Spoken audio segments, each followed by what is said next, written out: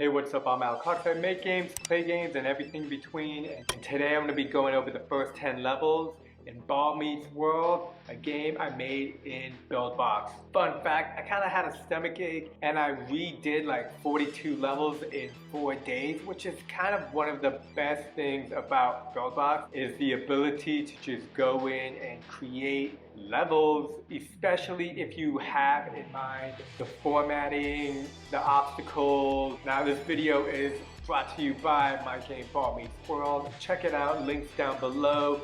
This will be available for iOS and Android devices. This game was a lot of fun to make. I first made the prototype of this game in about 3 to 5 days for a Buildbox Game Jam when I got stuck in Colombia during quarantine. When I originally made the game, I just really liked the mechanics of the ball moving around, and that prototype was very straightforward. It was just get the ball into the finish line, and I've since evolved the levels, how the finish line is through a pipe, the introduction to each level, the kind of name and branding of the game. After making the prototype, I knew I wanted to build out this game a lot more. It had been a while since I've made a full-fledged game, so I thought I thought quarantine was the perfect time, and it was. I won't complain all the time about Buildbox. Developers like to complain, and I fall prey to this all the time. I know from my experience, frustration when developing your game, that's normal, that's to be expected, and that's almost kind of like once you finish a game, and this game is for the most part finished, but I still have lots to do. That's okay, because that's just part of the process when developing games. It's the more difficult it is, the more accomplished you will feel when the game is finally done. So it's kind of like a mixed bag. Game development is a process, and it's not an easy process, but if you stick with it, it's a very rewarding process. I thought it'd be great to do a walkthrough of my game for the first 10 levels. The first 10 levels are always the most important levels that you can focus on. If you can get a player kind of addicted, make them feel a lot of satisfaction, get them to understand your gameplay, your mechanics, kind of what's going on within the first 10 levels, then they'll probably play another 10 levels and maybe another 10 more. It's all about thinking about the player and how you can maximize their experience and their gameplay. I'll go through the levels and kind of give you more information than you would think is possible in just 10 levels. We begin with level 1, and at the very beginning you see the diagonal 8 with the finger across it, and that is to help highlight, that's how you move, that's how the character moves. Now I wanted it to stay for a long while, kind of wanted it to keep playing until the player, I don't know, touched the screen. But that mechanic was kind of difficult for me to try to figure out within the UI buttons and having the UI buttons be affected. Basically, it would have taken me a couple of days, and I just used the AutoHide. Within the UI, there is AutoHide functionality, and you can put an object or an image there and have that image disappear in 1 to 2 seconds. If you like helpful tips, suggestions, insights into Buildbox, hit that like button. Be sure to comment and let me know which suggestions and tips you like, and maybe leave the timestamp for other people, because this video is going to be full of tips and tricks that I've used in this game. Now, the first thing I did is I moved everything up. At first I had the player at the bottom half of the screen, like the bottom, 25% up from the bottom, in that area, and I did that mainly because the rule of thirds is on the bottom third. I had that version even when I tested with Quali, which was a great experience. I created a video on that, so that's a good one to check out if you would like to work with hyper-casual publishers. I, at one point, had my mom play the game, and it's really important. I stress this all the time. If you've seen any of my videos, it's to have people play test your game. If you have people play test your game, you can just see things that are so obvious that you've overlooked, and this is the way to tackle those small issues. For me, it was my mom played, and she's a senior citizen. That's a beautiful thing, because hyper-casual games are meant to appeal to the 15-year-old and to the 65-year-old, or at least that is how I design my games. That is the hope that I have, that somebody who has never played a game before can sit down and play. Here we're starting out from level 1. That triangle I think is a fun little thing that I've created. I created that triangle in Blender, and it took me like 5 hours, and I didn't want to get rid of it. And now these are coins that you can pick up, or they're registered as coins, or maybe they're registered as points, I can't remember. And here we can see behind us that slowly the objects are scaling down, getting smaller, which is great. Sometimes they turn yellow and flip, which is not, that's not what they're supposed to do, but that is what they do sometimes. In one of my live streams, I go into detail of how I set up the coins. They have if collide and then the jump node, which changes the physics to dynamics and shoots them up into the sky. This being the first level, you can see that there is a little circle thing below, and if you decide to fall down, you can actually, oh, I thought I had some hidden stars down there. I'm gonna go ahead and have my player die, and then you can see the game over screen. This is a really cool screen for me. It makes me think of New York every time I play this. I lived in New York City for about 4 years. I loved it. But the bodega shops all have these kind of bright signs that glow, blue, red, you know, all the rainbow colors. And this was kind of my simple little homage to that. Easy ways to communicate. And there's a rainbow of colors, and everybody likes rainbows. That's kind of where those come from. And then I use the color schemes in the game for those signs. A fun way that I like to play the game, because when I play it, I try to play it with some skill, is I actually avoid the dominoes. This is a difficult thing to do, and it's kind of only for like pro players. I do it for myself because I've played these levels a billion times over, and so for me, it's a way to still find the adventure in every level. Now level 2, I introduced a different object. Now these are just cubes that are something more conventional that you've seen in Color Bump 3D, and you can just knock them off. They don't do anything, they're just fun. And again, here we have these bouncy things, and I have hidden stars all over the place. The thing with the bounce thing is, unfortunately, I have to do some changes to the settings, or maybe I keep the settings as is, but it makes you bounce 1.5 times higher, which eventually will make you bounce kind of up into the top, to the sky, and that will actually kill you. That was something to keep in mind throughout all the levels that I have, wherever I put the bounce platform. Now there's actually 2 types of bounces, and you can tell by the way they look. The ones to the side over here kind of look like Target, like shopping at Target, and the other ones look a little different. I've also introduced black cubes, maybe too early, honestly. I feel like it might have been too early, but I just wanted to do it to kind of get it out of the way, to signify black cubes or dark colored cubes will kill the character. Now level 3, it's probably one of my most favorite levels, and that's why I put it at level 3 right off the bat, so that you see it, and now you're kind of like brought into the understanding that ball meets world. It means that you're gonna see some amazing, cool things. I can tell you about the things that I don't like. I don't like how the back cylinder is kind of scaled down, and that's what happens. So on the camera is actually an invisible object that is maybe like -20Z from the character, and whenever it comes into contact with any object, all the objects have if collide with the defeat wall that they scale down to really small in about 1 to 5 seconds, and then the object is removed. This is a good pro tip. It's always important to remove every object as soon as you're not using it. That's why I have the feature of the invisible object attached to the camera following the ball. Here we have another hidden star on level 3. The way that I like to move the character is the character has a tiny little bit of bounce, and so do all the objects. So you can hit objects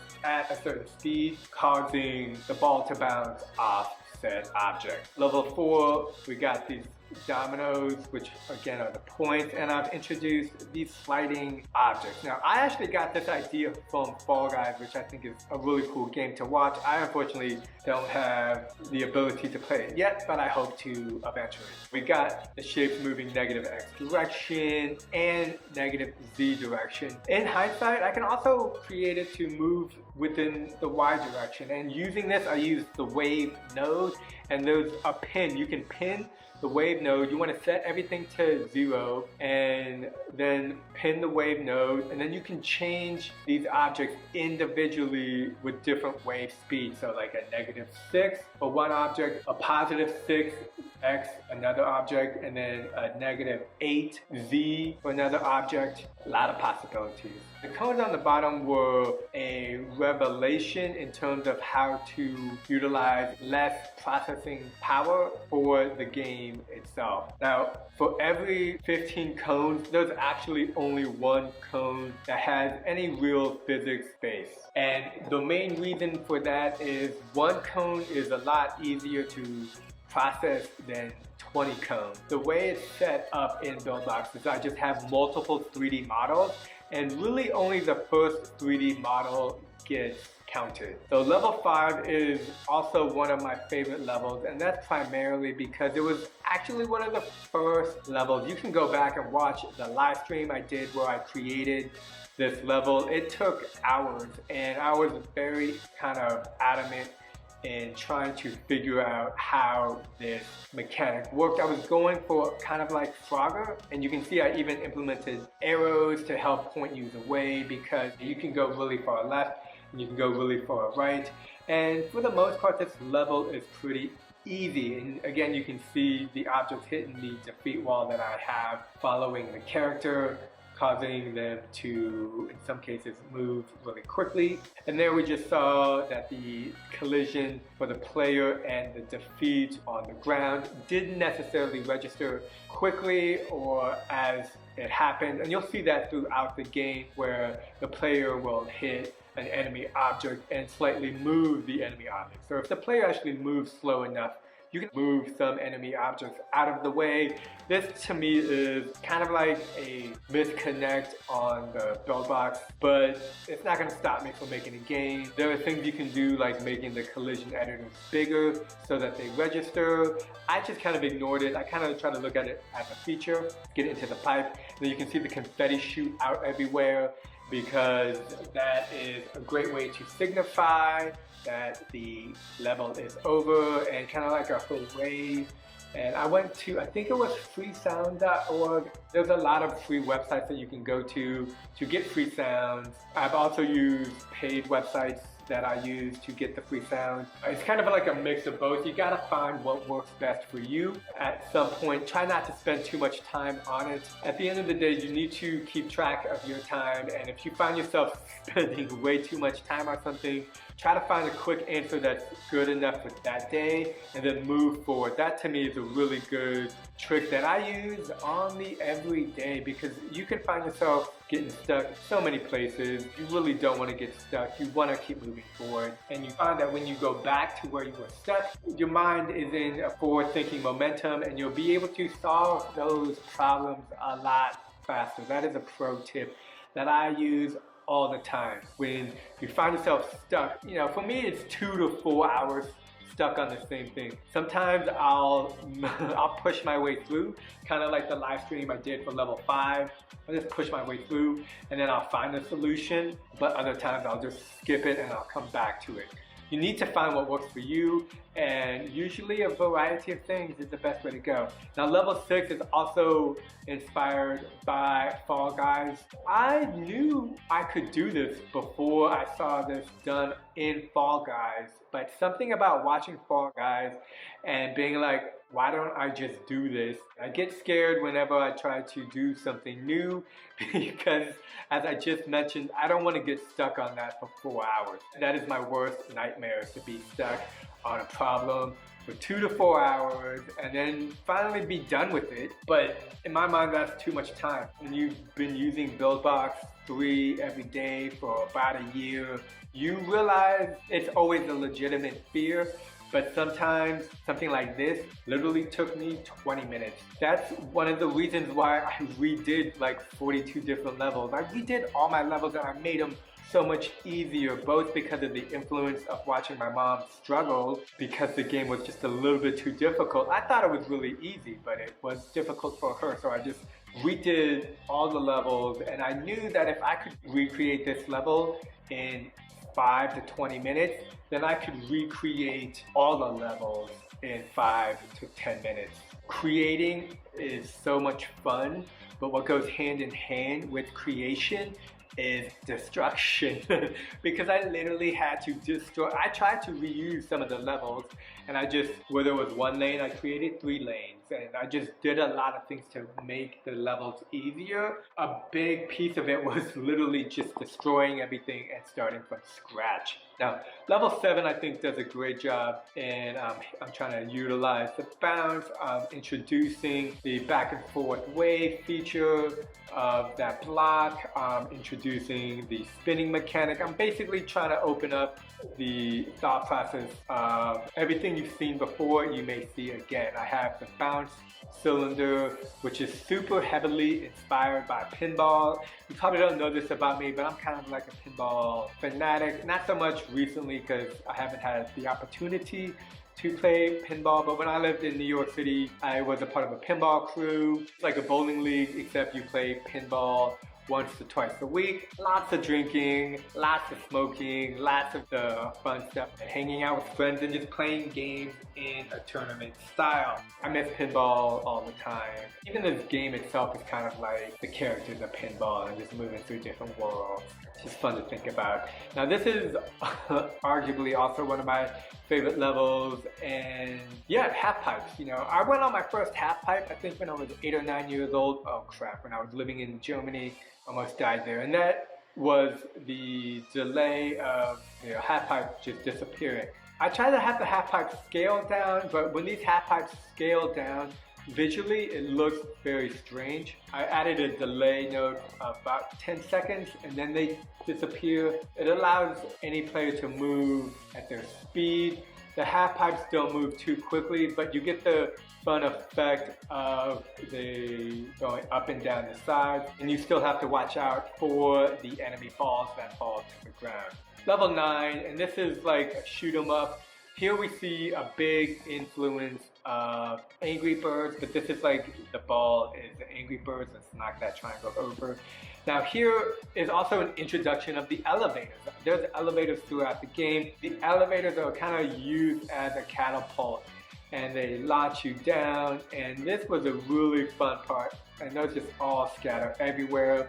I have the cubes to be very low mass. That's on purpose because it looks a lot more fun when they go around and they fly off. And yeah, level complete, continue. Now level 10, before we go to the final level, hitting the settings button at the top left. I spent a whole day. You see how the continue button is a 3D button? I try to do that for the music, sound effects, haptic, and remove ads, but I literally spent the entire day, I want to say 8 hours. I watched tutorial after tutorial about how to reduce the vertices of basically 3D objects have so many vertices in them, and there's a way to reduce it. And I watched many tutorials on how to do this, and I was unsuccessful. I was kind of almost successful. I feel like if I give it a couple more days, I'll be able to find out how to do it.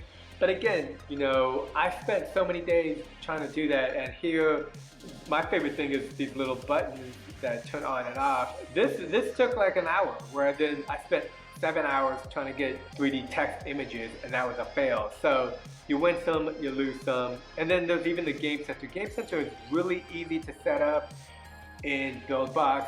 You know, I get confused sometimes. When things are really easy, when they're like too easy, I think I'm missing something. And this again is probably because I've been using Buildbox for 3 years, and Buildbox 2, there's just so many bugs. When you grow with a game engine that has a lot of bugs, it's difficult when things work easy because you remember so many bugs from before, but as it is. Level 10, here is a cool thing. I have a camera change. There's an invisible object right at the beginning of this half pipe, and yeah, it rotates the camera angle for about 3 seconds, and then it puts the camera angle back. And at this point, you're essentially supposed to move forward, and it's cool. You move forward. You don't want to move too much, and it's like Angry Birds again, and there's a hidden star. Now, if you go too much, you'll just fly off into the ether, and then you'll die. There is a finesse to it. That being said, adding certain indicators like arrows on the half pipe, and I'm dead, would be helpful for the player to just kind of instruct them on where to go. So that's something I can think about later. And here we can see I'm kind of having a difficult time trying to move through the 3D space, which generally speaking this level is supposed to be easy to get through, but I'm having a little bit of trouble. So fly through the air, hit those, and cool. And level 11. So I hope you liked my walkthrough of the first 10 levels. There are 40 other levels, and I remade most of them within 5 days, which is kind of one of the beauties of Buildbox, is that once you get into the ability of being able to make something, when you destroy it and recreate something, what you recreate is usually better, but it's really hard to. I mean, I spent an entire month making those 50 levels, and from there I spent another month polishing, and then August is kind of a month where I spend a lot of time doing TikTok videos and trying to make like materials to help promote Ball Meets World. August is kind of like a marketing month, so taking 5 days and recreating all the levels was not what I was expecting, and yet I did it anyways, and it was a lot of fun. And it's thanks to Buildbox. I think I will always have issues with Buildbox because I use it so much, but my phone just feels like it's on fire. While Buildbox still has a lot of things it needs to fix, I believe they're getting better every day. As they're getting better every day, I like to think I too am getting better every day when it comes to making games. If you like this video, it means a lot to me if you hit that like button, leave a comment, let me know what you think is the coolest level.